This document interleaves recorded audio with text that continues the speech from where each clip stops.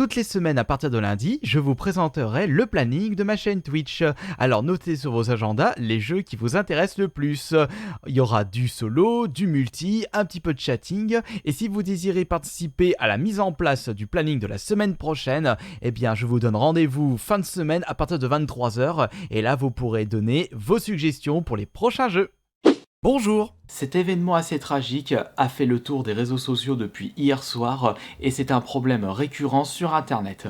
Le cyberharcèlement touche beaucoup de personnes chaque année et cela peut mener à des grosses dépressions, voire des suicides. À travers cette vidéo, je souhaite apporter tout mon soutien à Sardoche qui subit un cyberharcèlement depuis des mois et vous donner mon avis sur ce phénomène très malsain, sachant que j'ai été victime de cyberharcèlement depuis des années.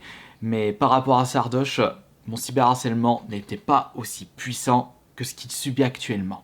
En effet, c'est un sujet assez polémique, c'est pour cela que je souhaite le plus grand respect de votre part dans l'espace des commentaires et apporter des informations que je n'ai pas pu vous citer à travers cette vidéo, mais également que vous puissiez donner votre avis avec respect. Et même si vous n'êtes pas du tout d'accord sur le comportement de Sardoche à travers ses lives, à travers les réseaux sociaux, sachez que derrière une personnalité d'internet se cache une âme et des émotions. Pour ceux qui ne suivent pas l'actualité Twitch, Sardoche fait partie des streamers francophones les plus vus, si ce n'est pas le plus vu depuis sa reprise sur League of Legends, puisqu'il avait été banni du jeu pendant 6 mois suite à un comportement de sa part assez toxique. Et beaucoup de ses fans attendaient impatiemment son retour sur son jeu préféré. Mais depuis hier soir, Sardoche a décidé de partager sur son Twitter un énorme fil de discussion contenant beaucoup de tweets montrant des screens de ce qu'il subit depuis des mois. Son cyberharcèlement généralisé, cela part de dizaines de milliers d'insultes reçues ces derniers mois, ainsi qu'une dizaine de swatting en l'espace d'un an, ça fait presque un swatting par mois. Et ce que je peux vous dire, c'est que le swatting, si vous n'avez pas la tête sur les épaules, cela peut ruiner votre santé mentale. Et je suis très bien placé pour vous le dire, sachant que j'ai subi deux swatting en l'espace de 3 mois. Fort heureusement de mon côté, ça s'est très bien passé en y repensant. Il a également cité des personnes qui n'hésitaient pas à pourrir ses parties de jeu sur son jeu vidéo préféré.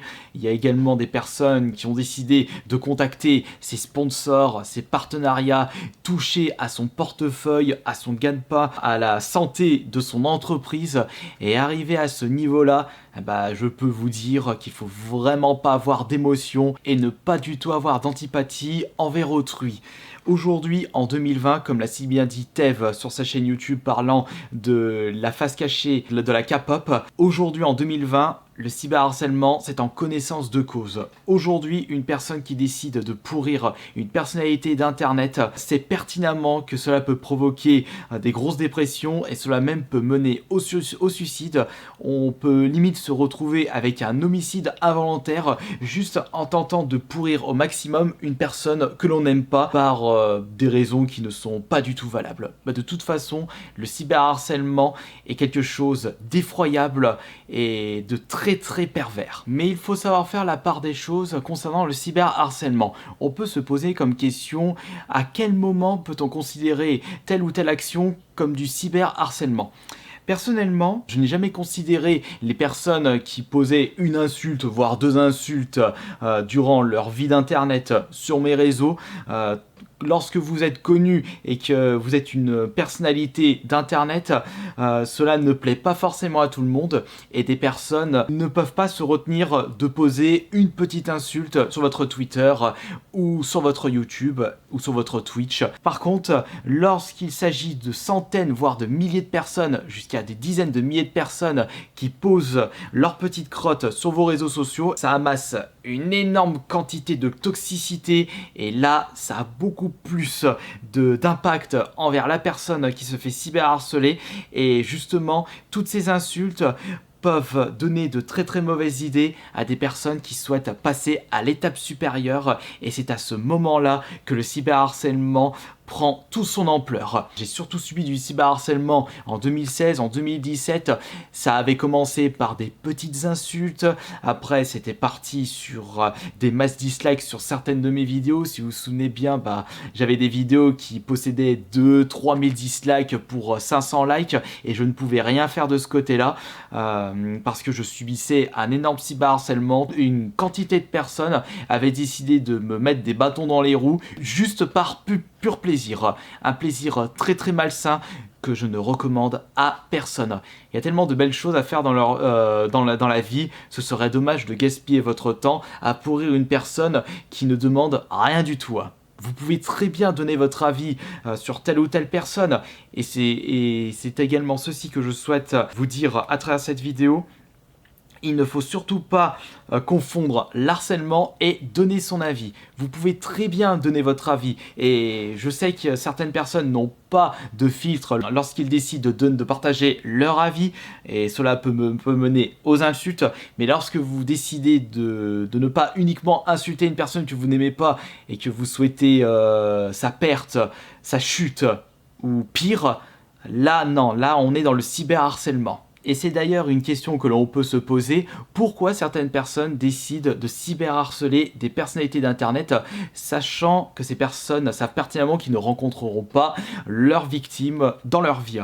On peut se demander si ce n'est pas de la jalousie, parce que par exemple Sardoche, il est devenu numéro 1 streamer FR, il amasse beaucoup d'argent, on le sait très bien, l'argent provoque énormément de jalousie envers les personnes qui n'ont pas réussi dans leur vie, mais si ces personnes-là vous disent que ce n'est pas de la jalousie, eh bien, je ne vois qu'un problème mental où ils sont pas du tout satisfaits dans leur vie et ils se sont tellement rabaissés qu'ils préfèrent rabaisser les personnes qui ont réussi dans leur vie, ou c'est peut-être parce qu'ils ont le cerveau, la personnalité ravagée par la haine.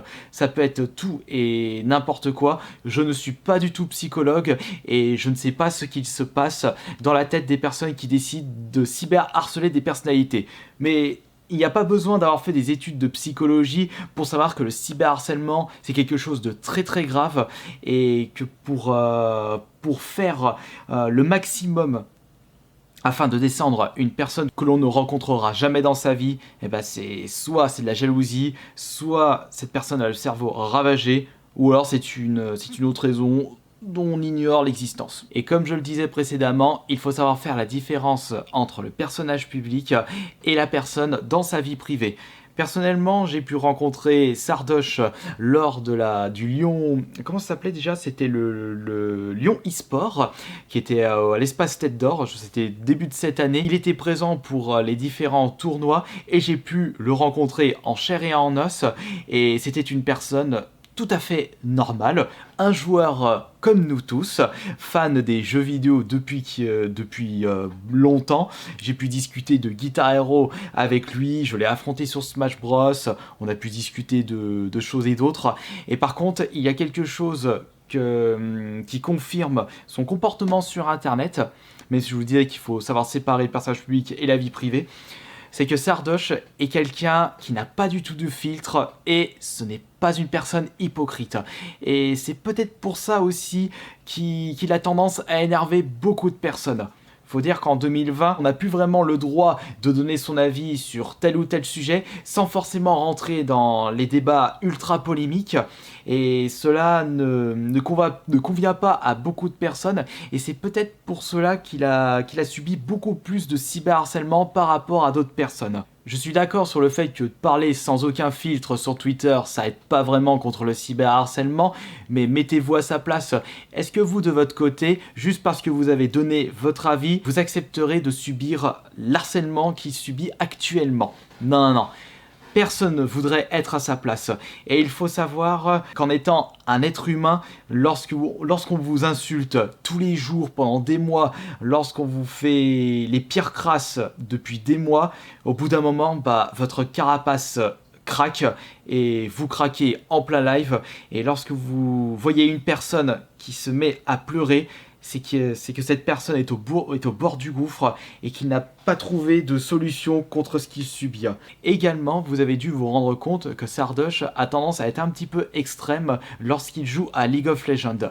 C'est un petit peu normal, en y repensant, League of Legends est son jeu préféré et il se donne à fond. Et imaginez que beaucoup de personnes ont l'intention de pourrir toutes vos games et que vous ne prenez plus de plaisir à votre jeu préféré. Eh bien, vous pétez des câbles. C'est comme si, de mon côté, mon jeu préféré c'est F0GX, mais il n'y avait pas encore le mode en ligne. Mais imaginons que F0GX se joue uniquement en ligne et que les 30 véhicules sont contrôlés par que des joueurs humains. Vous imaginez, je décide de jouer à F0GX et uniquement en ligne parce que j'ai pas le choix. C'est comme si les 29 autres adversaires, ou plutôt, j'abuse un petit peu, mais 10 adversaires parmi les 30 sont uniquement là pour que j'arrive dernier et ne font que de me bousculer dans la sortie. Et en y repensant, je me souviens que lorsque je faisais des lives sur Mario Kart 8, j'ai pu trouver une solution par rapport à ça. Et bien, il y avait des personnes qui jouaient uniquement dans le but de pourrir mes games et que je sois tout le temps dernier, en restant dernier également, mais que je n'arrive pas à être en pole position. Et si vous vous souvenez bien, à certains moments, je pétais des câbles et j'étais complètement dégoûté de Mario Kart 8. Fort heureusement, il y a toujours une solution à tout, mais dans le cas de Sardoche, il n'a malheureusement pas de solution contre ce phénomène-là et ne plus pouvoir prendre de plaisir sur son jeu préféré, sachant qu'il est impossible pour lui de jouer hors ligne. Eh bien, ça peut carrément jouer sur vos émotions, vous faire péter un câble parce que vous n'arrivez plus à prendre un plaisir sur votre jeu préféré, et ça, c'est extrêmement grave. Alors n'oubliez pas, toutes les personnes qui s'amusent et qui prennent plaisir à cyberharceler des personnalités ou des personnes lambda sur internet, vous ne représentez rien du tout, vous êtes carrément des raclures de fond de chiottes, vous représentez le cancer d'internet, vous représentez la vermine que l'on souhaite dégager d'internet pour faire en sorte qu'il y ait une meilleure ambiance, et ne me dites pas que les personnes qui subissent le cyberharcèlement le méritent.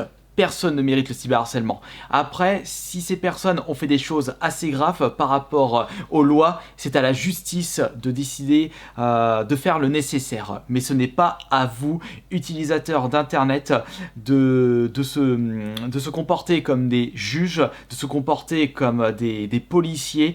Et il est grand temps de complètement stopper le cyberharcèlement parce que cela peut provoquer des pertes, des grosses dépressions, et il y a beaucoup de personnes qui sont touchées par ce phénomène malsain chaque année. Pensez ce que vous voulez, vous pouvez très bien ne pas aimer le comportement de Sardoche à travers ses streams, à travers ses tweets, vous pouvez très bien ne pas aimer son comportement ou son côté sans filtre. Mais ce qui est sûr, c'est que de mon côté, sachant que j'ai déjà rencontré dans la vraie vie Sardoche, je le soutiens dans cette dure épreuve. Alors Sardoche, sois fort, je suis derrière toi et j'espère que cela va s'améliorer d'ici les prochains jours et que les personnes qui s'amusent à te cyberharceler auront affaire à la justice, parce qu'il ne faut pas que le cyberharcèlement soit sans conséquence au niveau de la loi.